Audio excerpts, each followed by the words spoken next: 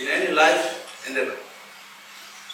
It is vital to learn lessons from the past in order to understand the current situation and chart a way forward to the aim of achieving better outcomes.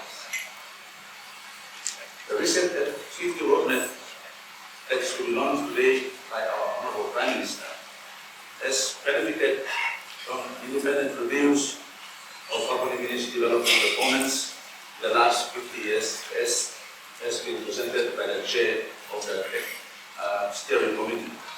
The work includes those by NRI, the UNDP, ANU, PNG, CIMC, and other organizations and individuals that were consulted during the process.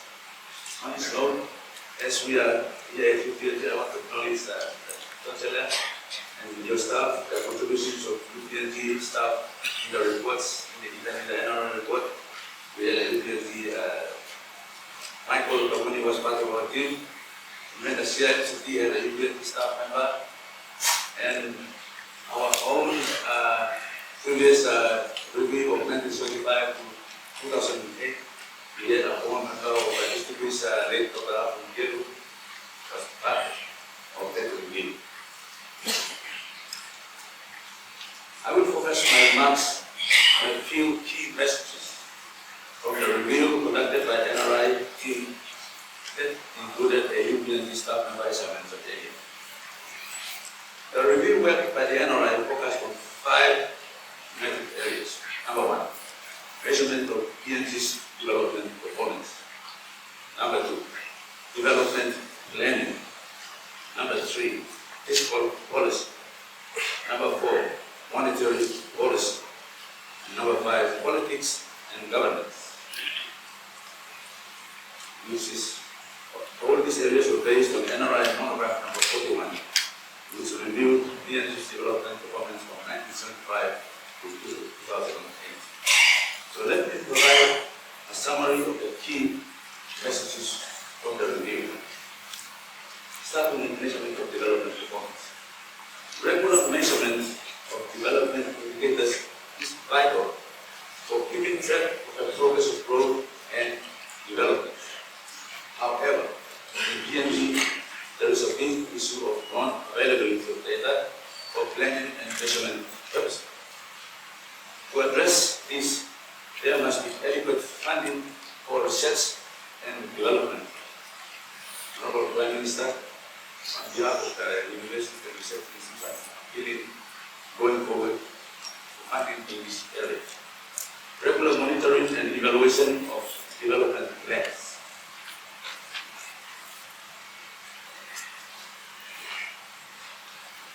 And strong coordination and collaboration amongst relevant agencies involved in development planning and statistics. Moreover, there must be strict enforcement of accountability and effective performance of stakeholders involved in the data generation and development recognition space. This can be done under the auspices of the newly created National Monitoring and Coordination Authority. Next, planning versus implementation. Development planning has become a political and culture in Papua New Guinea, as mentioned earlier. Since 1963, there has been 16 development plans or strategies for Papua New Guinea. 3 of them, 3 up to independence, and 13 of them after independence up to now as we speak here. Unfortunately, the overall impact on national development has been limited, as mentioned earlier, due to weak implementation arising from resource constraints and clear objectives and targets, lack of ownership, lack of alignment, lack of public participation, lack of reliable data, and lack of monitoring and evaluation. The continued challenges in economic and social indicators is attested to this particular issue.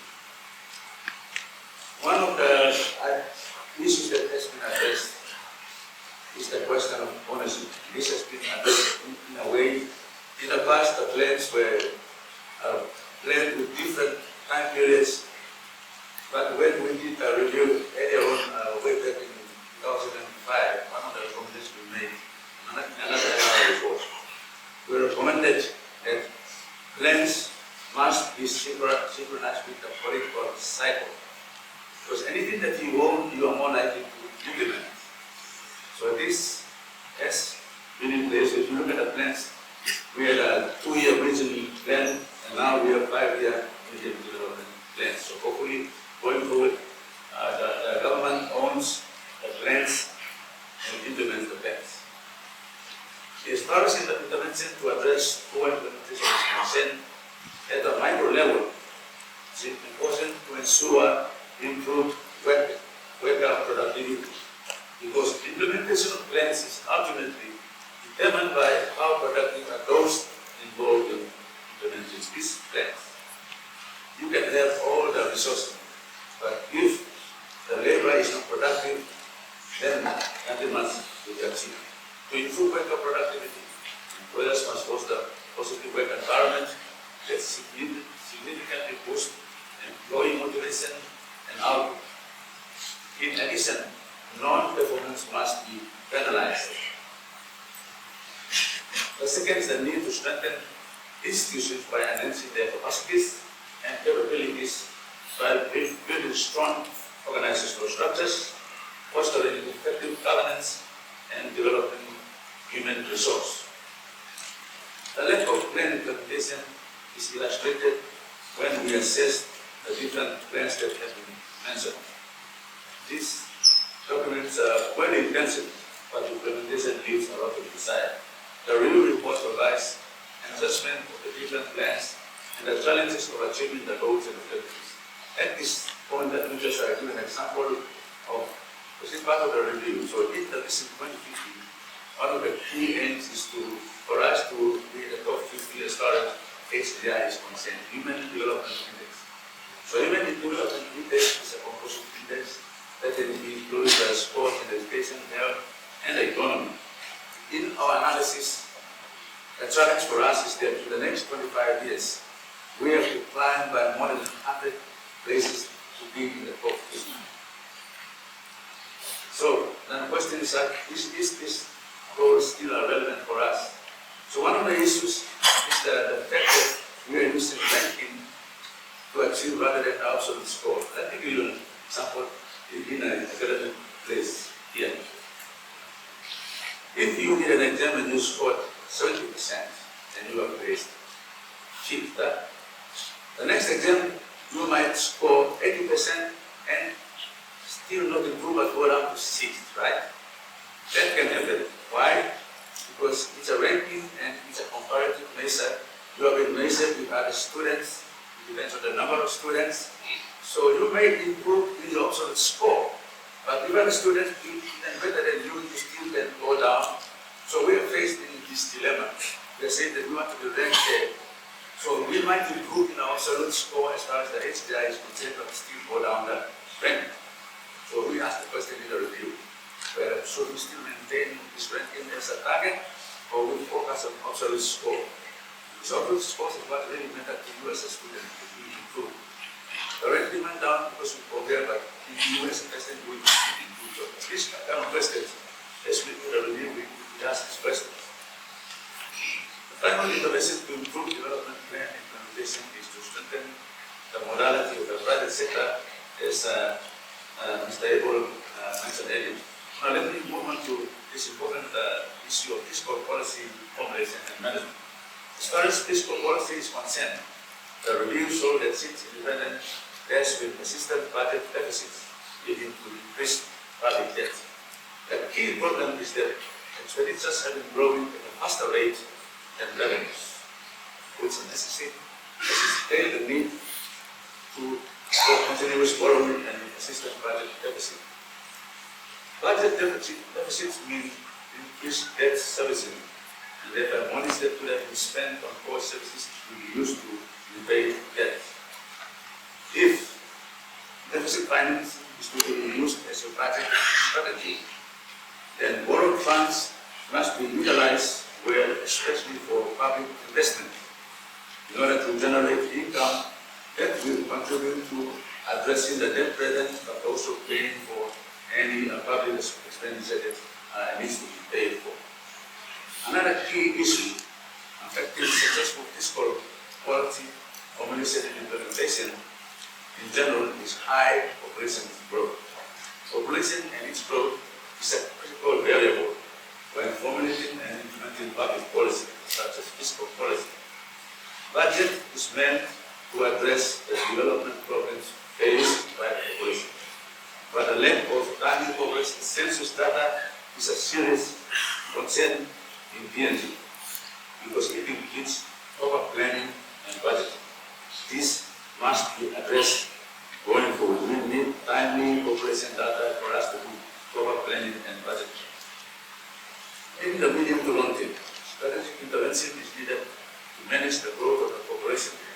Hence, there is a need for strategy focus on education, on family planning that must be embedded in our education system so better choices can be made about family sizes later in life when students become adults.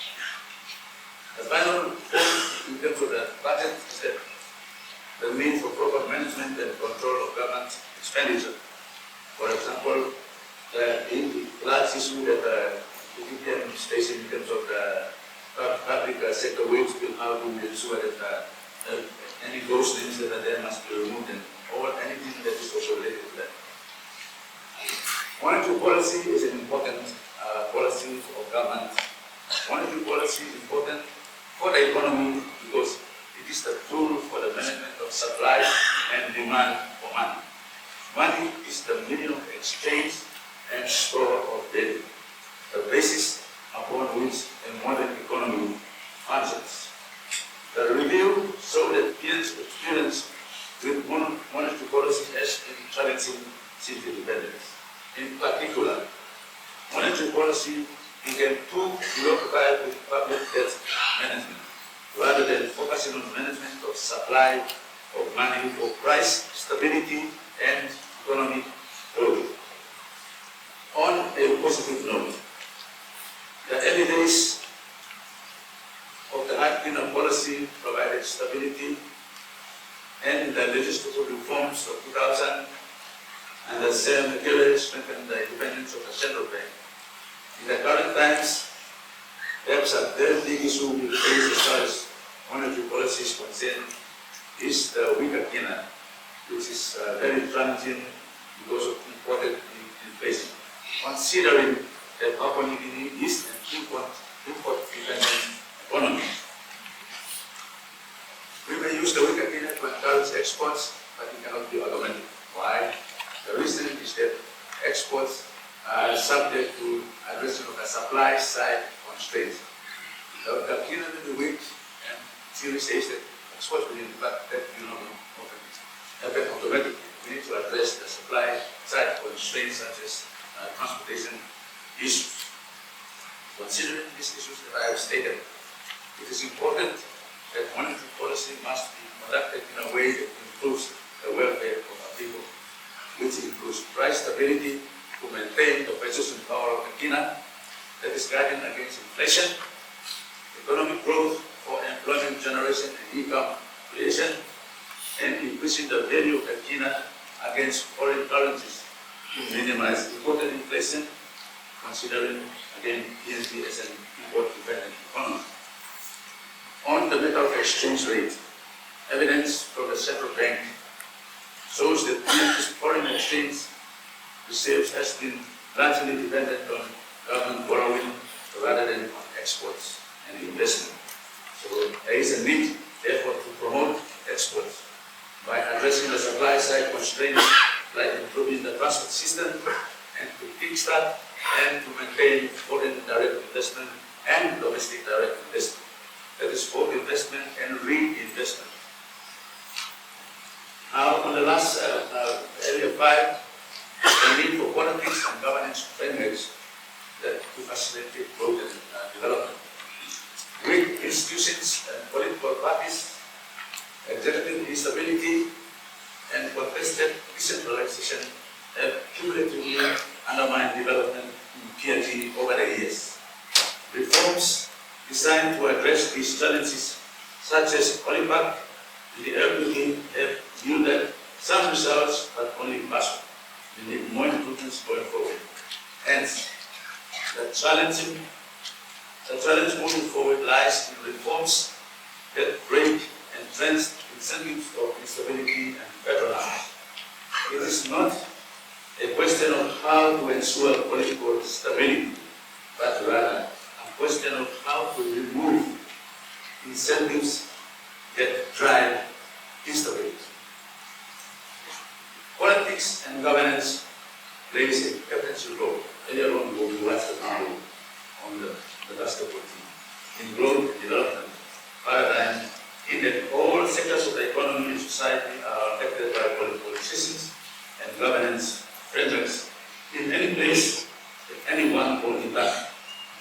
Therefore, going forward, there must be reforms in politics and governance frameworks that facilitate the growth of the economy and sustainable development. To conclude, the review work by NRI and other organizations has fed into the development of the roadmap that's going to be fed today. It is very important that we all need to work together to make this effective work for the betterment of the current and future generations. Any roadmap or plan is a set of intentions for better development outcomes. In order for the intentions to be realized, effective collaboration in implementation and monitoring is of utmost importance. By working together, we can achieve a lot. To conclude, just like earlier on when we watched the video, sport is a very good example of what we are going to witness today. In any sport, during the game, there is always a question of how can the team be set in order to win. So if you have watched the final series of the NRL competition, for 3 consecutive games, the Brisbane Broncos were down at halftime, each of the 3 games. They reset at halftime and they won the game. So in a way, we have developed